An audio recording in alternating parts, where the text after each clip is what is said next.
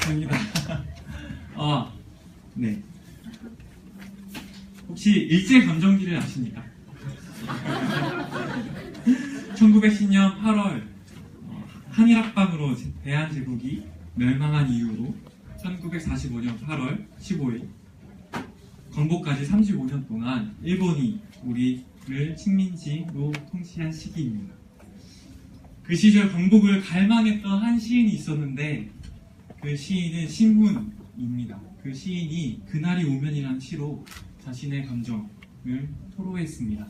그 시에 대해서 잠깐 틀어주시겠습니까? 같이 한번 읽어봤으면 좋겠는데요. 아마 안 보일 거예요. 그래서 제가 읽어드릴게요. 네. 그날이 오면 신문, 그날이 오면은 삼각산이 일어나 더덩실 춤이라도 추고 한강물이 뒤집혀 용서승 칠 그날이 이 목숨이 끊기기 전에 와주기만 할 양이면 나는 밤하늘에 나르는 까마귀와 같이 종로의 인경을 머리로 들이받아 울리오리다. 두개골은 깨어져 산산조각이 나도 기뻐서 죽사오매 오히려 무슨 할이 남으오리까. 그날이 와서 그날이 와서 육조 앞 넓은 길을 울며 뛰며 뒹굴어도 그래도 넘치는 기쁨에 가슴이 미어질 듯 하거든. 드는 칼로 이 몸에 가죽이라도 벗겨서 커다란 북을 만들어 들쳐내고는 여러분의 행렬에 앞장을 서오리다. 우렁찬 그 소리를 한 번이라도 듣기만 하면 그 자리에 거꾸러져 또 눈을 감겠소이다. 시문에 이 시가 있습니다. 시문은 이렇게 자신의 두개골이 깨어지거나 몸의 가죽이 벗겨지더라도 광복을 원하며 그 갈망한다는 그 심정을 이야기하고 있습니다. 그날이 오면이란 시는 오늘 우리가 주권 없는 나라의 슬픔이 무엇인지 알게 하고 또 우리가 어떻게 살아야 하는지를 깨닫게 하는 시입니다. 이와 유사하게 오늘 본문에서 이스라엘은 40년 동안 블레셋 사람의 통치를 받았는데요. 우리가 오늘 본문에 대해서 한번 같이 읽어보면서 나왔으면 좋겠습니다. 사사기 14장 1절에서 9절입니다.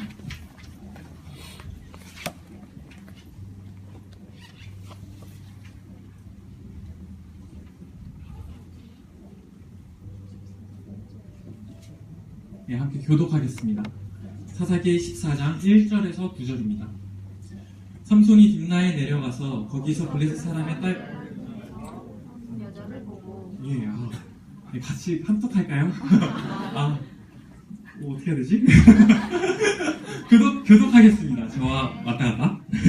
삼손이 딥나에 내려와서 거기서 블레셋 사람의 딸들 중에 한 여자를 보고 올라와서 자기 부모에게 말하여 이르되 내가 딥나에서 블레셋 사람의 딸들 중에서 한 여자를 보았사오니 이제를 그를 맞이하여 내 아내로 삼게 하소서 하매 그의 부모가 그에게 이르되 내 형제들의 딸들 중에나 내 백성 중에 어찌 여자가 없어서 내가 할 일을 받지 아니한 블레셋 사람에게 가서 아내를 맞으려 하느냐 하니 삼손이 그의 아버지에게 이르되 내가 그 여자가 좋사오니 나를 위하여 그 여자를 데려오소서 하니라. 이때 블레셋 사람이 이스라엘을 가난 바닥에 삼손이 가서 블레셋 사람을 싫어하였으나 그의 부모는 이 일이 여호와께서 그와 나오시기를 알지 못하였다. 삼손이 그의 부모와 함께 딥나에 내려가 딥나의 포도원에 이른즉 젊은 사자가 그를 보고 소리를 지른지라.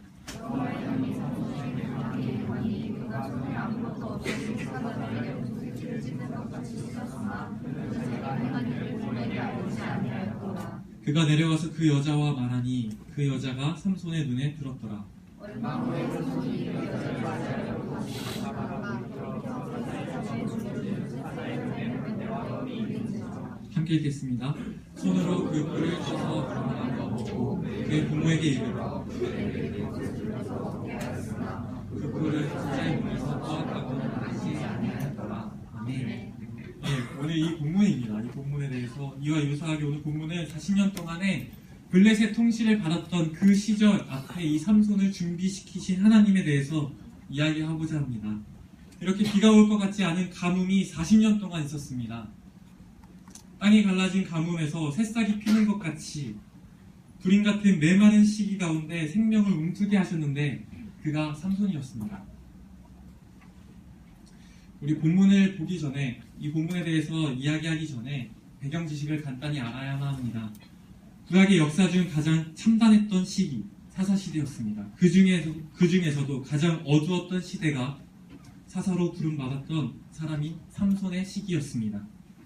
삼손은 태양을 뜻하는 샘시와 자금을 뜻하는 온의 합성어입니다. 그래서 원래 원어로는 이제 샘손이라고 읽어야 하는데 우리는 즉 삼손이라고 읽죠. 삼손은 작은 태양이라는 뜻을 가지고 있습니다. 이런 뜻을 가지고 있는 삼손, 오늘 이 본문 14장 앞에 바로 직전 구절인 13장 25절에서 소라와 에스다올 사이의 마하네단에서 여호와의 영이 그를 움직이기 시작하였더라 라고 말하고 있습니다. 드디어 소망했던 그날이 왔고 태양은 그 빛을 광활하게 펼칠 차례가 되었습니다. 하나님의 사람 35년 동안 핍박에서 벗어나게 할 구원자 삼손의 첫 번째 공적인 행동이 무엇이었을까요? 적진에 가서 적을 치고 이스라엘에게 그 백성을 구원하는 것 아니겠습니까? 근데 오늘 본문은 약간 다르게 흘러갑니다. 본문은 뒷나라는 그 적진으로 가서 삼손이 적진을 치는 것이 아니라 한 여자를 보고 돌아와서 내가 이 여자와 결혼하겠다 라고 부모에게 이야기하는 것입니다. 아마 그 삼손이 한 여자를 보자마자 바로 결혼 요청을 했다는 것은 그 여인에 대해 사랑했던 것 같습니다. 이 모습은 하나님께서 정하신 사명에 아무런 관심이 없는 모습입니다. 그가 홀렸다는 사실은 그가 결혼해야 하는 설명이나 어떤 정당화를 시도하고 있지 않음을 통해서도 알 수 있습니다. 더욱이 히브리어 본문을 보면 더욱 극명하게 나타나는데 여인 또는 아내라는 단어가 이샤입니다. 근데 이 이샤가 오늘 그 2절에 앞뒤로 나타납니다. 제가 이것을 읽어드릴게요. 한 여자 이샤를 내가 딥나에서 블레셋 사람의 딸들 중에 보았사오니 이제 그를 취하여 삼게 하소서. 아내 이샤로. 그러니까 그의 말이 이샤로 시작해서 이샤, 그러니까 여자로 시작해서 아내로 끝나는 것입니다. 여인이라는 단어가 삼손의 말에 처음과 끝을 장식하는 이런 기법을 봉투기법이라 하는데 이것은 삼손이 그만큼 갈급하다, 절망하다, 완전 빠졌다 라고 이야기하는 것입니다. 아이러니하지 않습니까? 여호와의 영이 임했는데 근데 그 삼손, 그 여호와의 영이 움직이기 시작했는데 그러자마자 바로 삼손은 한 여인을 데려오는 것입니다. 그 여인이 할례받지 못하였고 하나님 백성도 아니고 원수의 족속 블레셋의 여인입니다. 그 여인과 결혼하겠다니요. 삼손이 원하는 일은 다름 아니라 하나님께서 이스라엘 백성에게 성경을 통해 계속적으로 금하셨던 일, 즉 혼합 결혼이었습니다. 또한 집으로 돌아왔을 때 삼손은 자신의 가족들에 대해서 훨씬 더 파괴적인 모습을 보여줍니다. 그는 그의 부모가 가지고 있는 결혼에 대한 바람뿐 아니라 자신이 나실인 서원을 깨뜨렸다는 것을 부모님께 숨깁니다. 여기서 잠깐 나실인이라는 그 단어에 대해서 알고자 하는데요. 민수기 6장입니다. 찾을 필요는 없을 것 같고 제가 말씀을 드리겠습니다. 나실인은 총 3가지에 대해서 금해져 있습니다. 첫 번째는 포도주와 독주를 멀리해야 합니다. 두 번째는 삭도를 머리에 대면 안 됩니다. 즉 머리를 깎으면 안 됩니다. 그리고 세 번째가 시체를 가까이 해서는 안 됩니다. 민수기 6장 9절에서 누가 갑자기 나실인 곁에서 죽으면 그 나실인은 번제를 드려야 하고 속죄 제물과 속건 제물을 드려야 한다고 되어 있습니다. 그러니까 어떻게 생각하시면 되냐면 지나가다가 갑자기 사자가 왔는데 갑자기 내 옆에서 죽었어요. 그러면 난 끝난 거야. 난 범한 거죠. 그래서 제가 번제와 속죄 제물과 속건 제물을 드려야 하는 거예요. 근데 더 문제는 뭐냐면요. 그리고 그것을 행했을 때에 지나간 세월이 무효가 됩니다. 없었던 일이 되는 거예요. 다시 지금부터 시작되는 거예요. 그러니까 사자가 지나가다 와서 갑자기 죽어도 난 정말 너무 힘든 건데 오늘 삼손은 죽은 그 사자에게 가서 꿀을 취합니다. 이것이 얼마나 큰 일이고 하나님께 얼마나 망령된 일입니까? 자신이 불결해졌다는 사실을 자기 부모에게 알지 못하게끔까지 합니다. 무엇이 그를 그렇게 만들었을까요? 어디서부터 잘못이 생겼을까요? 여호와의 영이 움직이기 시작했는데, 삼손의 이야기는 사실 13장부터 시작합니다. 삼손이 태어나기 전 하나님께서는 이스라엘 백성을 보며 말씀하십니다. 13장 1절 우리 함께 한번 읽어볼까요? 같이 읽겠습니다. 시작! 이스라엘 자손이 다시 여호와의 목전에 악을 행하였으므로 여호와께서 그들을 40년 동안 블레셋 사람의 손에 넘겨주시니라. 하나님께서는 그 목전이라고 하잖아요. 이거 원어로도 눈앞이라고 합니다.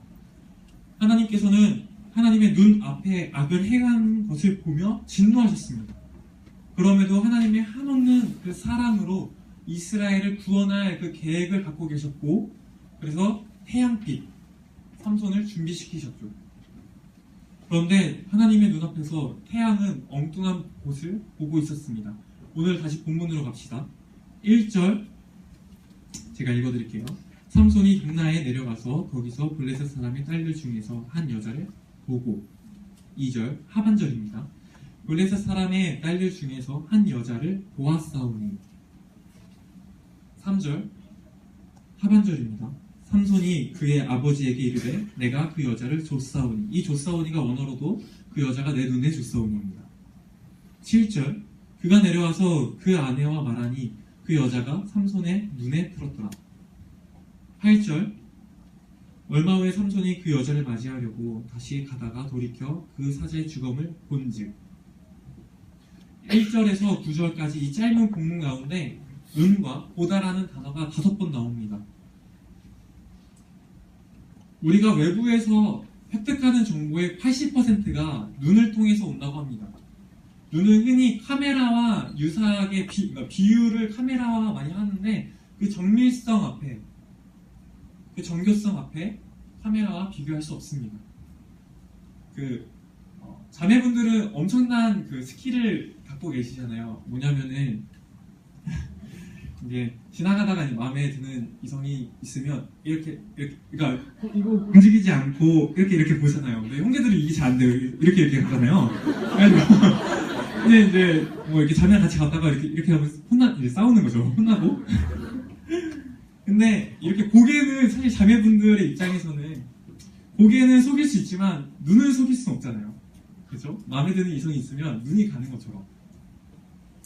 이렇게 눈은 사람의 마음을 나타내는 것 같습니다. 사람에게 눈이 어디를 향하고 있는가가 그 사람의 방향성을 나타내고, 또한 그 사람의 미래를 나타냅니다. 삼손의 눈은 할례받지 않은 여자를 보고 있었고 꿀을 보고 있었습니다. 하나님을 보지 않은 그 눈은 더 이상 정확한 판단을 할 수 없었고 자신의 사명을 잃게 되었습니다. 그의 결말이 어떠했을까요? 16장 21절입니다. 이것도 한번 같이 찾아볼까요? 사사기 16장 21절입니다. 우리 함께 읽어볼까요? 시작! 블레셋 사람들이 그를 붙잡아 그를 끌고 가사에 나가 노출로 메고 결국 쓸모없게 된 그 눈이 뽑히게 되었습니다. 그리고 그는 죽게 되었죠. 근데 사실 이것은 삼손의 이야기뿐만 아닙니다. 그 사사기라는 그 사사들이 통치했던 그 시기가 사실은 그들의 눈이 잘못 보았습니다. 그래서 우리 사사기 한 번 더 찾읍시다. 21장 25절입니다. 21장 25절입니다. 사사기 맨 마지막 장 맨 마지막 절인데요. 사사기 필사자가 개입해서 쓴 코멘트입니다. 함께 읽어볼까요? 시작! 그때 이스라엘 왕이 없으므로 사람이 각각 그의 소견대로 행하였다. 사람이 각기 소견에 옳은 대로 행하였더라. 자신의 소견에 옳은 대로를 문자적으로 지역하면 자기 눈에 옳은 대로, 자기 눈에 좋은 대로입니다. 삼손 또한 자신의 눈에 좋은 대로 행하였습니다.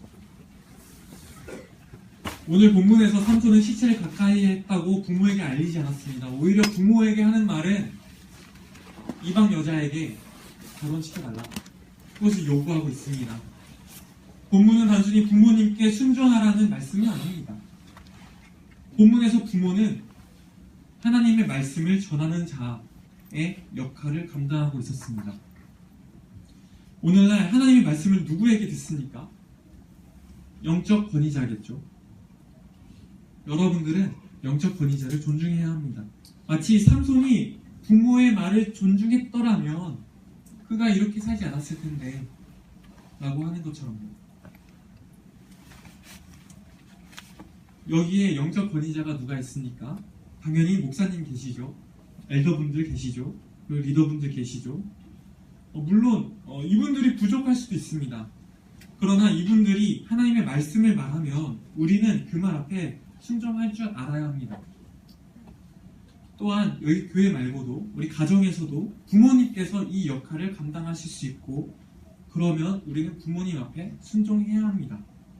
그것이 하나님의 말씀의 권위를 갖고 있기 때문입니다. 실제로 우리 캠 엘더가 갑자기 쓰레기를 주우러 가자고 한다면 손이 더러워지지만 가는 겁니다. 왜냐하면 아시잖아요. 하나님 기뻐하실 거. 가는 겁니다. 가장 중요한 것은, 오늘 본문에서 가장 중요한 것은 누구에게 순종하느냐가 아니라 하나님의 말씀에 순종하느냐입니다. 예수님께서 진정으로 의로우신 이유는 성령의 잉태와 하나님 말씀의 온전한 순종이 있었기 때문입니다. 우리 함께 십자가를 묵상해 볼까요? 그분은 죽음 앞에서도 순종하셨습니다. 그리고 뭐라 말씀하셨습니까? 마태복음 10장 38절에 또 자기 십자가를 지고 나를 따르지 아니하는 자도 내게 합당하지 아니합니다. 예수님께서도 각자의 십자가를 지고 따르라고 말씀하십니다. 예수님께서 골고다 언덕을 십자가를 지고 올라가셔서 만세 외치셨습니까? 아닙니다. 십자가에 달려 죽으셨습니다. 그 길은 좁은 길입니다. 이제 우리 차례입니다. 히브리서 기자는 12장 2절에서 믿음의 주요 또 온전케 하신 이인 예수를 바라보자라고 합니다. 그는 우리에게 예수님을 보길 원해야 합니다. 왜 그럴까요? 예수님을 보며 예수님처럼 말씀에 순종한 삶을 살라고 말하는 것입니다. 우리는 지금 예수님을 보아야 합니다. 우리의 생각의 기준은 예수님이라면 어떻게 했을까에 있어야 합니다. 여러분, 눈을 어디에다 두시겠습니까? 자기의 소견에 옳은 대로 행하시겠습니까? 이 시대는 자기 편하고 자기 듣고 싶고 자기 원하는 것만 갖고 살아가는 시대입니다. 비판력은 엄청 뛰어나요. 남의 약점은 기가 막히게 아주 잘 찾아냅니다. 근데 그 가운데 사랑이 없어요. 너그러움이 없습니다. 왜요? 자기 중심적이니까. 내 눈에 옳은 대로 다 행하니까. 그때에는 이스라엘 왕이 없으므로 사람마다 자기 소견에 옳은 대로 행하였더라. 이스라엘 왕이 없었나요? 왕은 하나님 아니십니까? 그런데 그때 그 시대가 오늘인 것 같습니다. 오늘날 나시린이 누구입니까? 사전에 나시린이란 구별된 사람을 말합니다. 구별된 자. 나시린이란 명칭이 삼손을 정하지 않았습니다. 구별된 자. 교인이란 명칭이 당신을 정하지 않습니다. 내 눈을 하나님께 둔 자가 진정한 나시린이며 진정한 그리스도인입니다. 그 자가 삼손의 첫 부르심을 입은 것처럼 이 땅을 회복시키고 하나님을 이룰 것입니다. 같이 찬양하며 나왔으면 좋겠습니다.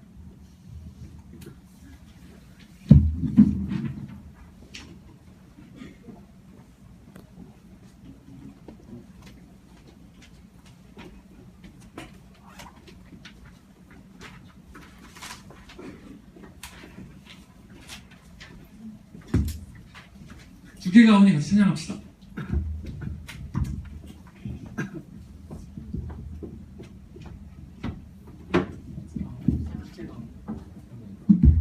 소리가 안 나요?